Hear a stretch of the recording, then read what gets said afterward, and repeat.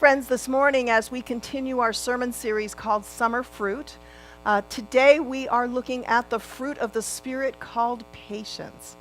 I do want to remind you that in your bulletin is our Grow, Pray, Study Guide. This is a weekly guide that we are giving to you for you to use during the week. There's some information, some readings, as well as some questions to think about. This is an optional guide, as we're not going to issue any tests or anything like that. But those that I've talked to have found it very helpful to read through and to have an opportunity to go deeper into the subject of the fruit of the Spirit, which Paul shares with us in his letter to the churches in Galatia. So this morning I am actually reading from the letter of James, chapter 1, verses 19 through 21. And I'm reading from a translation called the Inclusive Bible. Remember this, my dear sisters and brothers. Be quick to listen and slow to speak, and slow to anger. For God's justice is never served by our anger. So do away with all your filth and the last vestiges of wickedness in you.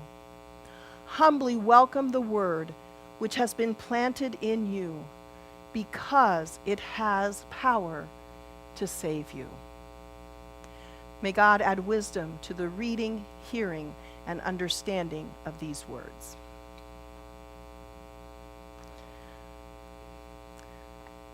So, they say that patience is a virtue, which means that it is an admirable quality, right? And when you think about it, they would be correct.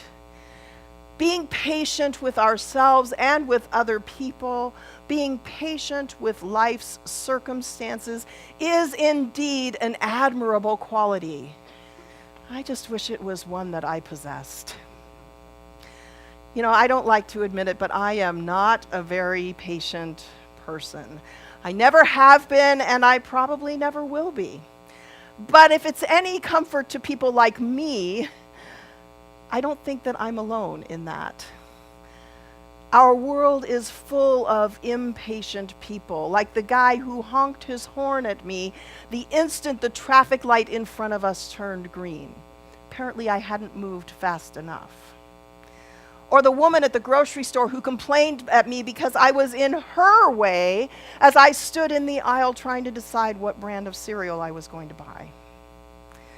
Or the person standing in line at the bank who huffed and puffed while all of us waited for the one lone teller to help the customers who were ahead of us, who no doubt had to wait as well while the others ahead of them were being helped. Yes, our world is full of impatient people, and if I had to guess, I would say probably there are a fair number of them here in this room. Am I right? Yeah. So why is it then that we are so impatient? Could it be that the things that have been invented to make our lives easier have actually made us more impatient? And also more stressed out in the process? Think about it. Because of the microwave oven, our meals are ready in 6 minutes or less. And that's if they're frozen, if they start out frozen, right? If they start out fresh, it's even shorter than that. Because of the internet, looking for people, places, or things takes less than a minute, unless your internet connection is slow. Then it might take a minute and a half, right? Instead of going to the library to find information in a book, we go to the Google. And in an instant, in a mouse click, thousands of articles are available for us to read, sometimes millions. And with faster broadband and immediate downloads, we expect answers to our questions in a nanosecond. Because of technology, we have become more impatient people, expecting instant responses to our emails, our phone calls, and especially our text messages. Instead of patiently waiting while the cashier at the supermarket carefully keys in the cost of our groceries. Remember those days, folks? We watch them slide the items over the scanner. And if they are doing even that too slowly, we complain or we get cranky. Rather than get out of our houses to go and visit a friend, we pick up the phone, or we send them an email, or we send them a text message, even if they live next door. Or in the apartment next door, right? And now we carry little devices. How many of you have one of these? We carry these little devices in our pockets, and we use them to get answers, instantaneous answers, instant gratification. And sometimes we lose our patience and our tempers flare when they don't move fast enough. Well, last summer, in August of 2017, David and I experienced our own little bouts of impatience. At the end of June a year ago, we had received notice from our landlord over in Phoenix that we had to move out of the house in 2 months. It wasn't because of anything that we did. It was because the landlord, the owner of the house, wanted to sell. And so after a week and a half of looking for a place and being frustrated as houses were quickly snatched up by other renters, we were finally approved for a place that would meet our needs. But on the first day of the lease, we picked up the keys and we discovered that the house was not move-in ready. The air conditioner didn't work. It was well over 100 degrees inside the house at arguably one of the hottest times of the year. And there were 20 outlets in the main part of the house that the painters had literally painted over, which rendered them completely unsafe and unusable. There were light fixtures that didn't work. There were closets without clothes bars. There were vertical blinds in a heap on the garage floor instead of hanging in front of the Arcadia door where they actually belonged. The kitchen sink was full of paint residue, and I think you get the picture, right? Well, when we called the property manager on that first day that we picked up the keys about the broken air conditioning, they did send out a repairman immediately. Yay, we had a cool house. And the next day they sent a cleaning crew to clean the entire house. Another yay! But that's when progress stalled and our patience began to wane. In order to get the rest of the items that were on our 3-page list of things that needed to be replaced or repaired, including the hazardous outlets, the property manager told us that they had to get permission from the owner, who lived in Michigan and at the time seemed reluctant to fix anything. Well, every day starting on day 2 of our lease, we sent emails, we made phone calls, we even texted the property manager asking for updates on when the work was going to be done, because we couldn't even move into the house. There were so many things that had to be fixed. Every day, especially when our requests were met with silence, our patience was tested. Until finally, on the 10th day of the lease, our patience ran out. And we all know that that is not a good thing, right? Because not only can losing our patience cause us to say things that might be hazardous to our health, or things that we might regret later, impatience can affect us in many other ways, physically, emotionally, even spiritually. It can make us anxious, which sucks away our energy and makes our stress levels go through the roof. Impatience can increase our risk of a heart attack and can make our blood pressure rise, which for some can be especially dangerous. It drains our willpower, which can lead to overeating or undereating, although I've never experienced that, leading to unintended weight gain or weight loss.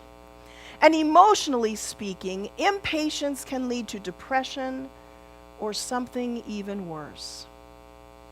And from a spiritual perspective, impatience can lead us to be hopeless, which can negatively affect our faith in God. And as if that wasn't enough, lack of patience harms our relationships, especially with the people that we care about the most. It can make us pull away from the people that we love. It can lead us to isolation and down a path of self-destruction. Friends, it's no wonder that the Apostle Paul included patience as a spiritual fruit. In Galatians 22, after love, joy, and peace, all very important characteristics of what it means to be a follower of Christ, he adds makrothumia to describe the fourth fruit of the Spirit. Now, in Greek, makrothumia is a compound word made up of the word makros, which means long, and themos, meaning passion or anger. It refers to our ability to wait a sufficient time before expressing anger. In other words, being tolerant, having restraint, exercising patience.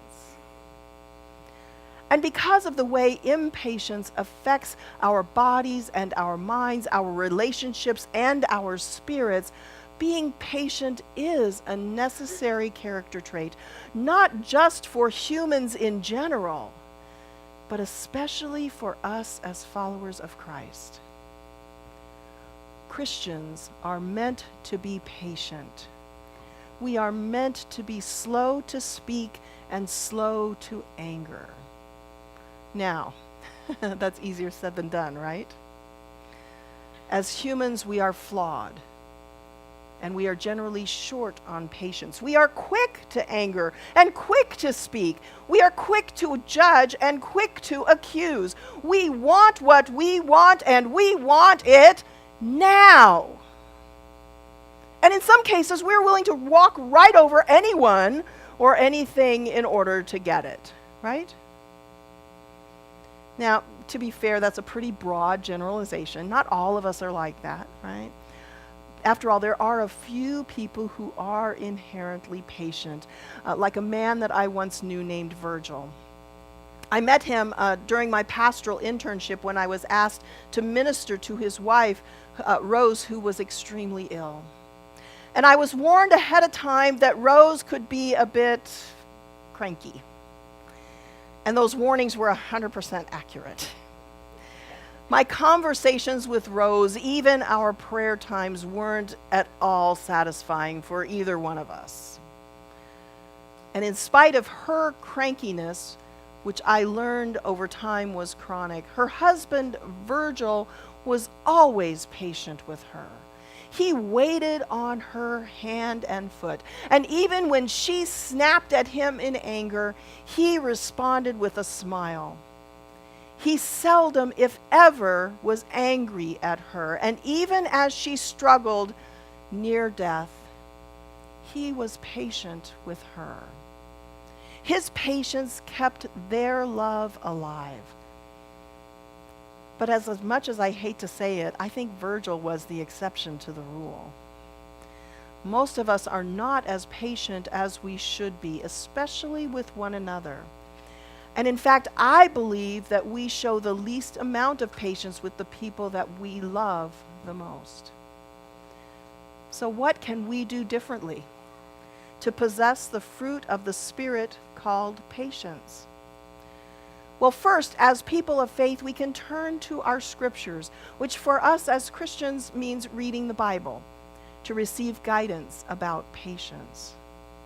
For example, we read in Paul's letter to the Romans, "Rejoice in hope, be patient in tribulation, be constant in prayer."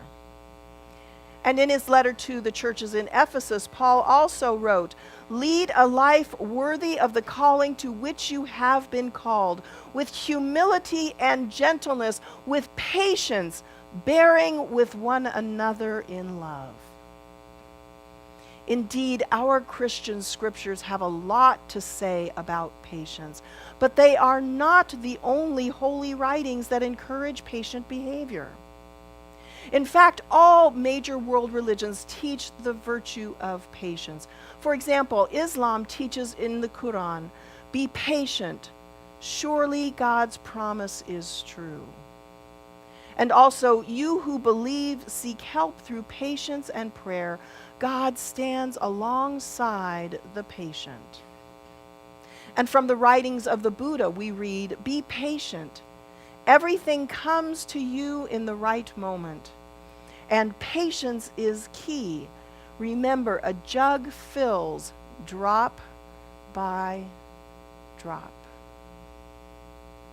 And in the Jewish Holy Scriptures, the Hebrew Bible, we read, a hot-tempered person stirs up conflict, but the one who is patient calms a quarrel.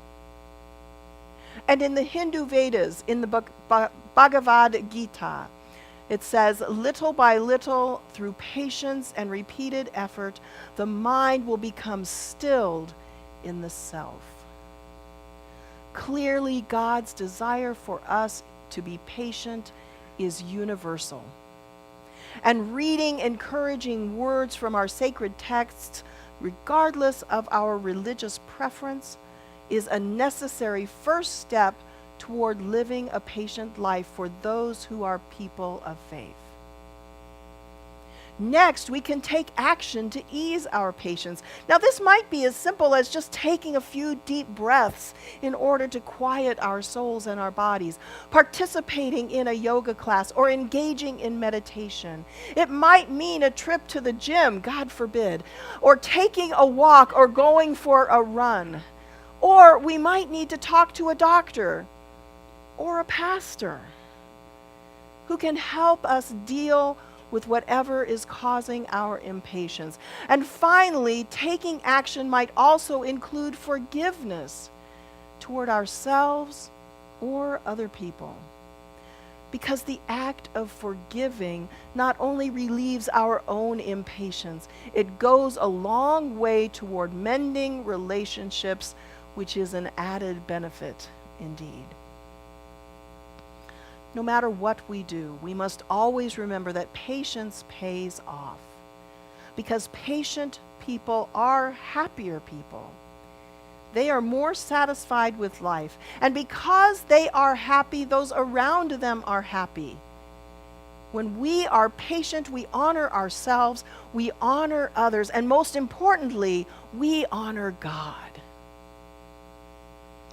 But we also have to remember that developing patience takes time, which is in itself is an act of patience. Have you ever heard of the Chinese bamboo tree? Anyone? A few of you, okay. So, like any plant, it needs to be nurtured, but even with tender, loving care, after its first year, there are no visible signs of growth. Even after its second year, nothing appears to be growing above the soil. And in its third year and its fourth years, there is still no sign of life.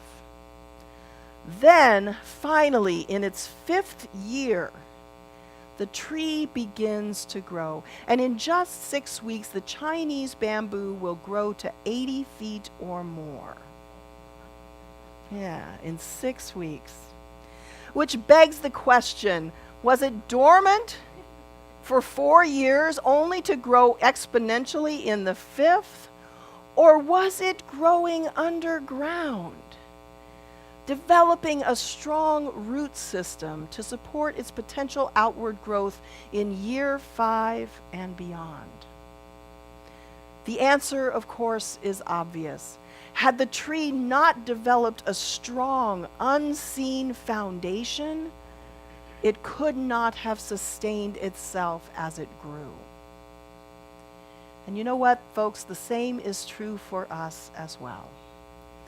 When we patiently work toward worthwhile goals, building strong character while overcoming adversity, we develop that firm foundation which comes to us from our Creator and ultimately contributes to our success. So even though working toward a patient lifestyle is really, really hard, the more we struggle, the stronger we will be. and the more likely we will be to succeed. So this morning, as we consider the fruit of the Spirit called patience, we are acknowledging that through the lemon, representing patience with the lemon. Because if you really want to eat a lemon, how many lemon eaters do we have out there? Oh, a few. You have to eat it slowly. Why? Because it's sour. And when our taste buds detect something sour in our mouths, they send a signal to the brain, a bit of a warning that says we might be eating something that is bad for us. Okay? But of course, we all know that lemons, generally speaking, are not dangerous for us, right? And in fact, some of you out there enjoy eating lemons. So in a sense, patiently eating a lemon symbolizes overcoming adversity in our lives, which builds character and makes us stronger and more likely to succeed. It is an outward sign of the inward development of the firm foundation that is being built in us, the kind that we need to be successful people. So my friends, when the going gets tough and we get impatient, don't give up. Be patient with yourselves as you work toward being more patient. It takes a long time to break old habits, doesn't it? And at times we will try and we will fail. We will get discouraged and will want to give up. But remember, God wants us to be patient people. God wants us to succeed. And with God's help, we can. As children of God, we are meant to be patient with ourselves and with others, just as God is patient with us. So this week, we're going to add the lemon to our basket of fruit, which started out in this series completely empty. And gradually we have added the fruit of the Spirit called love, joy, and peace. And today we are going to add the lemon, which is patience. So let us remember as followers of Christ that we are meant to possess the fruit of the Spirit, love, joy, peace, and patience. May it always be so. Amen.